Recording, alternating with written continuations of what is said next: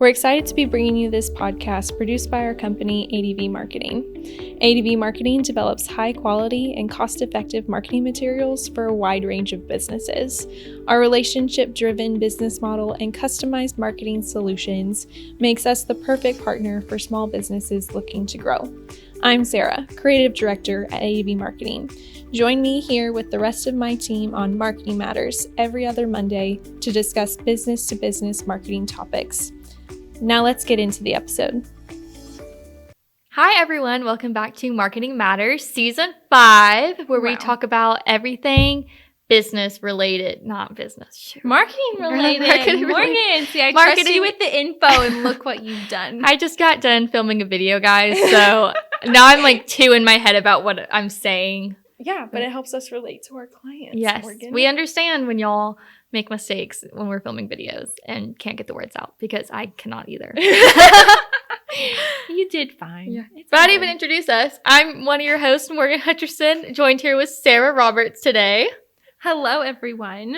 If you haven't already seen us before. Yeah, this would be a great episode to start with. It would really. Okay, what are we talking about today, Morgan? Today, we're talking about the psychology of marketing and how consumer behavior falls into it, which I think you'd be surprised at when people say consumer behavior. A lot of them just associate it to business to consumer marketing, but a lot of these techniques we can use in business to business marketing. Yeah, because they're innate human instinctual biases and behaviors. And it is psychology, which I know like a lot of people's eyes glaze over. Okay, a lot of engineers' eyes glaze over when you think of psychology because of like soft science and all that.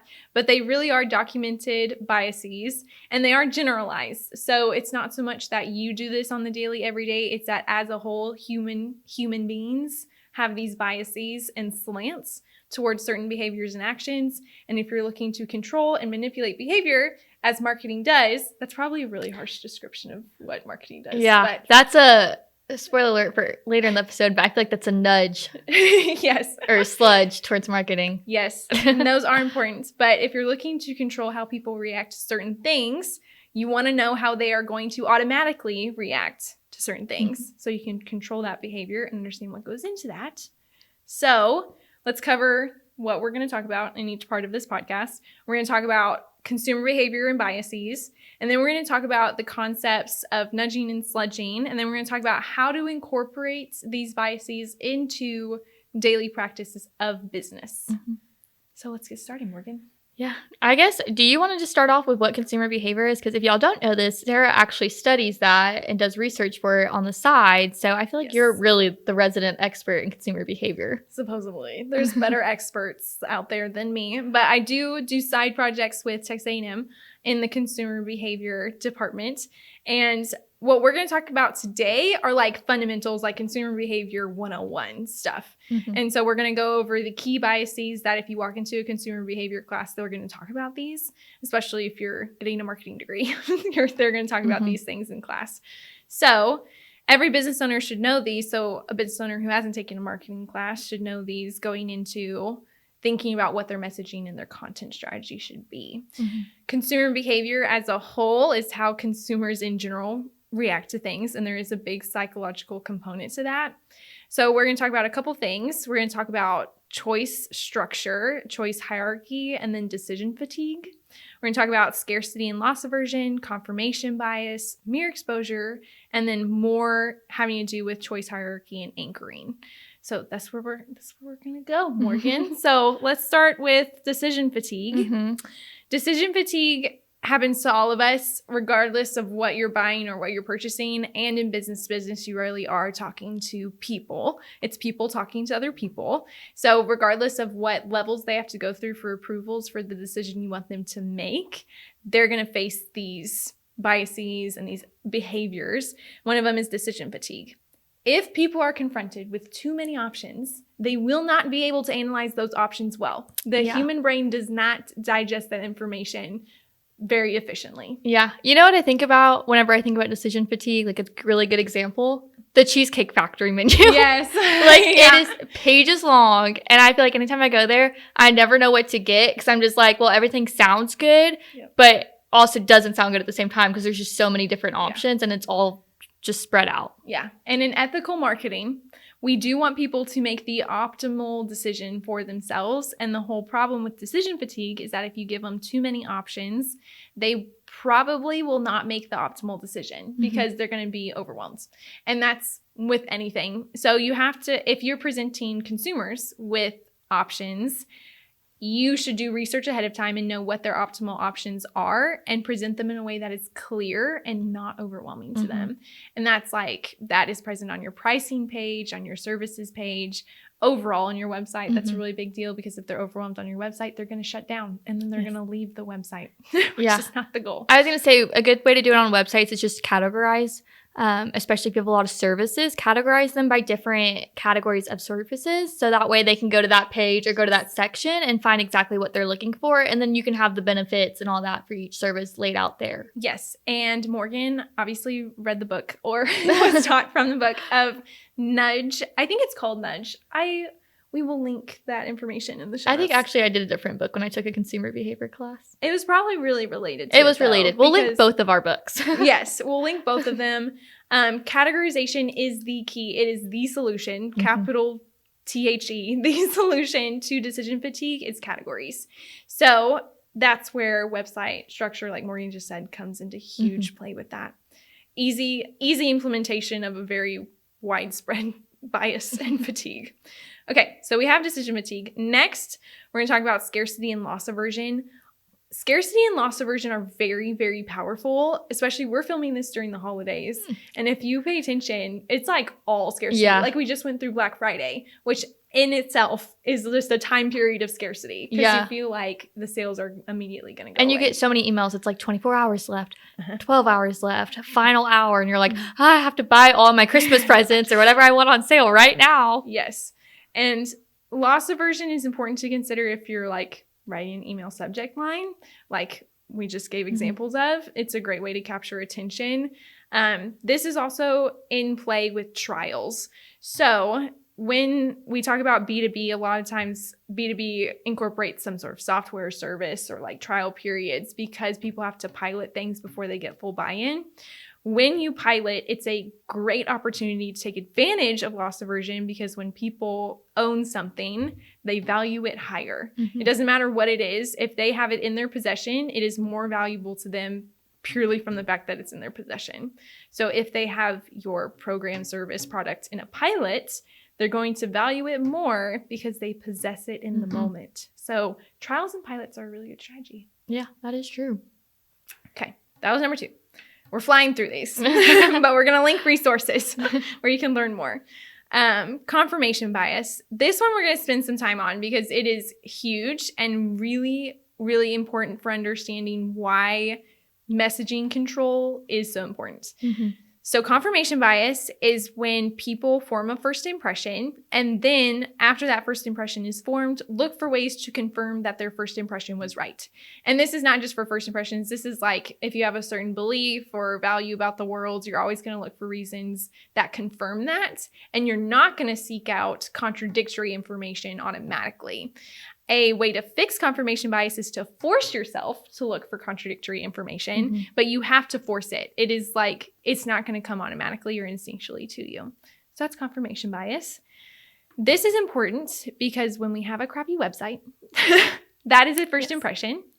And that is a brand impression, which means that that person is seeing your brand as something that is outdated, messy, unable to update a website, like not willing to put in the investment in their overall appearance. So with that, once you form that impression, it's really hard to get rid of that impression. And that definitely may not even be the case on why they're not updating their website. They may just be so busy with work that that's not their priority, but people are still going to be like, they're not updating it. There's not relevant content. Why would I work with them? And they're going to lose potential business because of it. So that's another bias that's different but very related to confirmation bias.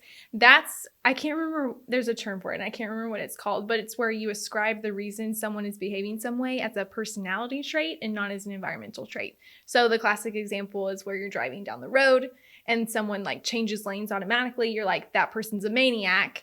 when in reality there might have been something in the road. And it was a knee-jerk reaction to save themselves. But you don't think that. You think they're crazy, not, oh, they were just watching. They were just being careful. That's not where you automatically go. Yeah. So when your website is crappy, they don't automatically think, oh, they're just going to do that next month. That's what they're doing. No. They're going to think that company can't even find the resources to invest in their website. Yeah. So that one's really important. Mere exposure is the next bias we're going to talk about. Mere exposure has to do with incremental exposure, means you'll trust and like something more. So social media is a pretty good example of this, because when you're scrolling through social media, if a social media campaign is run correctly, you'll see things over and over again. Once you see things over and over again, you're more likely to trust them just from the fact that you recognize them. That is really big in any marketing campaign, is you have to be present. And once you start building awareness and recognition, that's why awareness is so key, then people are more likely to trust you the next time you say something. Yeah, I was going to say, it's like the buyer's journey, and business to business sales cycles are so long. So obviously you have to be kind of there and reminding them like, hey, we're doing this. Like, we really think that you would find our services useful and all that. So having that, what am I trying to say? Incremental repetition. Incremental, yes. And just saying like, okay, here's a little bit of information about just the industry in general. And then you work into that. Like, we're going to post a case study, and then we're going to post a PDF about our services. And you slowly build them into that buyer's journey. Yes. This is a lot of what we talk about with the artillery part of our marketing. Go watch our Marketing is the Military, or one of those episodes that we've done. We can also link that in the show notes. We're going to have a very long show notes. I know. That is the artillery. Artillery really is mere exposure. It's exposing people so that when your salespeople make calls, they recognize you and are much more receptive to that salesperson than if they didn't have that. Okay, so that's mere exposure. One more, we're talking more about choice hierarchy. So the way you structure choices, like we talked about up top at the very beginning of this section, it's really important for how people process the information.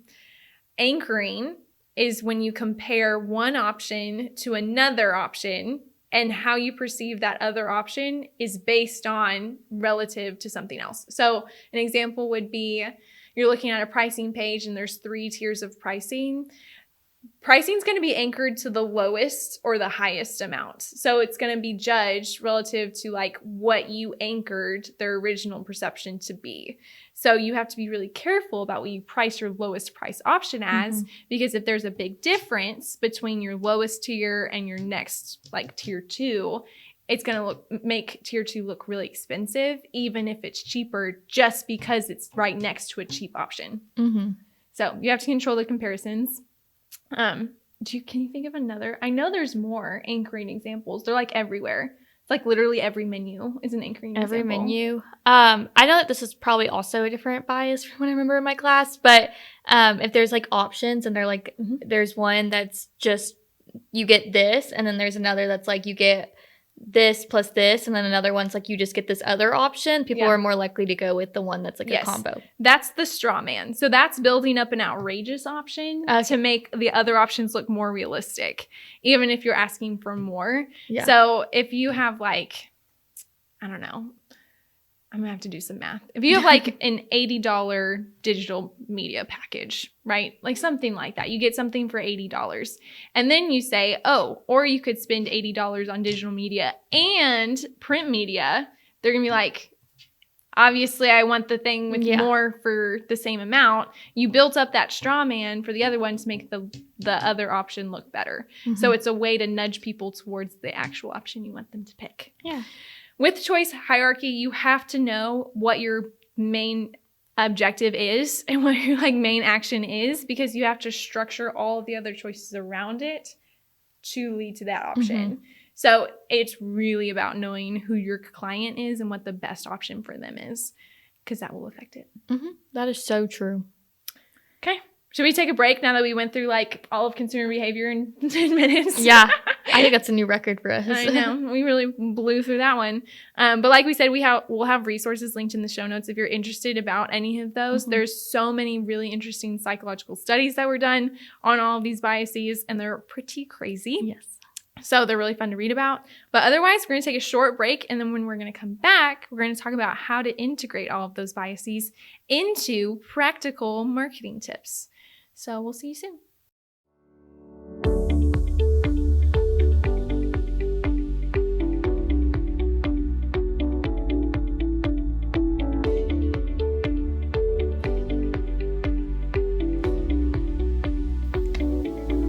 Welcome back, guys. So as Sarah mentioned right before the break, we're going to start talking more about how to incorporate consumer behavior into your marketing. So I guess one of the biggest things that we do at ADV Marketing, but also just in general people do in marketing, is A/B testing. Absolutely. Yeah. A/B testing is like one of the easiest ways to incorporate finding out how your audience ticks and then leveraging it. Yeah. Examples of this that we do often are subject lines for emails. Honestly, you can do anything about an email because they're controlled messaging, and you can also segment audiences really easy, which are really the two ingredients of A/B testing. So anything in emails. And then websites also, if you have the right platform in hosting, you can A/B test, and they can switch out certain versions of like a landing page or a product page and figure out which one is leading to the action that you want. You have to be careful if you're a B2B company, then lead generation is your key. And usually there's a lot of touch points before they click like a contact form. So you have to really know what your consumer journey is online. But websites are a great channel to do A/B testing too.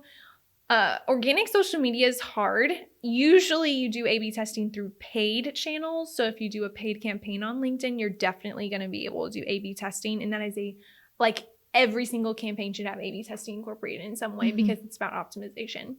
But going back to what A/B testing is and how it should be structured, you should have a reason for why you're changing things between choice A and choice B. And that goes back to consumer behavior. So you want to have, for example, email subject lines that differ based on scarcity or no scarcity. And that's your reasoning behind it. And then once you get the results in, you know, oh, scarcity really works with my audience or it doesn't. And you always want that optimization option in your campaign that you're running. What can you think of for other A/B testing that we've done, Morgan? Well, just for a paid ad I recently did, it's not really back to consumer behavior, like the topics we talked about, but even just changing out content type was something I did. I was like, would this be better in a just single graphic or in a slider post graphic on LinkedIn, and compared those two with the same relevant content on both? Yes. It's really important to have a reason why you're changing between A and B, like a thesis almost. Yeah. Like for any experiment, it's like, I think this will do better because you can scroll. Yeah. Like that kind of thing. Yeah. And see, I was torn because I was like, the sliders post on organic content does really well for them. But I'm like, with it being a paid ad, and we've talked about this before, you can already tune it out because it just looks different on LinkedIn. And so I was like, maybe a graphic would speak to them more with a highlighted text. Yep. So that's a really good thesis. One other really good one is called actions. And that is like, you can really leverage several things with consumer behavior and call to actions. But call to actions, for those who don't know, are like the last few phrasing that's like read now, download now, like the action that you want people to take out of a piece of content. So changing that up and seeing which one works best for your audience is really nice, especially having the data to know which ones are optimized. Because when you're writing like a ton of social media posts or emails, it can be hard to know like, what do I tell them to do? Like, is click now compelling? I don't know. So you can A/B test that and see which one works best. But yeah. Oh, most importantly. So like I said up at the top, I think I should have said it if I didn't, but I'm just going to clarify. These consumer behavior biases that we went over are generalized behavior, right? They apply to a vast population, and it's like on average, or in most cases, people do this. And it's the slant of the human species as a whole. If you're marketing correctly, you're not marketing, well, for B2B. If you're marketing correctly, you're not marketing to humans as a whole. You're marketing to your ICP or your ideal customer profile. They are specific types of humans. You're going for a specific type of market. They might behave differently. I have had cases where I really, really thought an audience would behave a certain way based on standard consumer behavior principles, and they didn't, because that was just the audience that I was dealing with. A/B testing can give you that clarity into that. So that's really important. Yeah. And I mean, we talk about it a lot too because we work with technicians, or ICP is engineers and technicians. They just in general have a different way of thinking, and it's not bad, but sometimes you do want more concise, straightforward messaging, whereas other marketing tactics want more fluff. Yes. And that's really all about expectations too. Mm-hmm. So your audience might expect something from you, and if you deviate too much from those expectations, that's another consumer behavior thing. If you deviate from expectations too much, people don't like it. Mm-hmm. And it has to do with like your intentions and like what they expect you to do, and if you went above or below expectations, it's a whole deal. There's a lot of subject matter on that, but you have to manage those expectations. That's super important. Mm-hmm. And also know what expectations you're dealing with. Okay, so that's A/B testing in general. That is an immediate thing that you can implement now for a lot of things. Consistency is also really important. It's a key takeaway out of this episode. From the confirmation bias and from the mere exposure conversation that we had, it should be clear that the impression you make sticks. And if you control that impression, you don't want to deviate from it. You want to be consistent in who you are as a brand. Mm-hmm. Yeah, make that content schedule. Yes, truly. And then also stick to your key objectives and have a central focus, because it's a lot easier to be consistent if you know what you want to be. Mm-hmm. It's a lot harder to be consistent if you're constantly changing. Yeah. That should be a quote. Well, you can quote it now. I can, because I said it out loud on camera. Okay. Wow. So that was a lot. Consumer behavior is so interesting and so fun to know. Mm-hmm. And it really is part of the reason why marketing is so fun and engaging and like really worth knowing. And it brings you closer to your audience. So I hope that everyone had a key takeaway out of this episode and walked away with a little more information about how they can understand their consumers better. But overall, I think we're going to wrap it up, Morgan. Yes. I think we're going to come to a conclusion. So this was a great first episode of season 5. Mm-hmm. Be sure to subscribe, rate the podcast, and we'll see you again soon. Thanks, guys. Bye.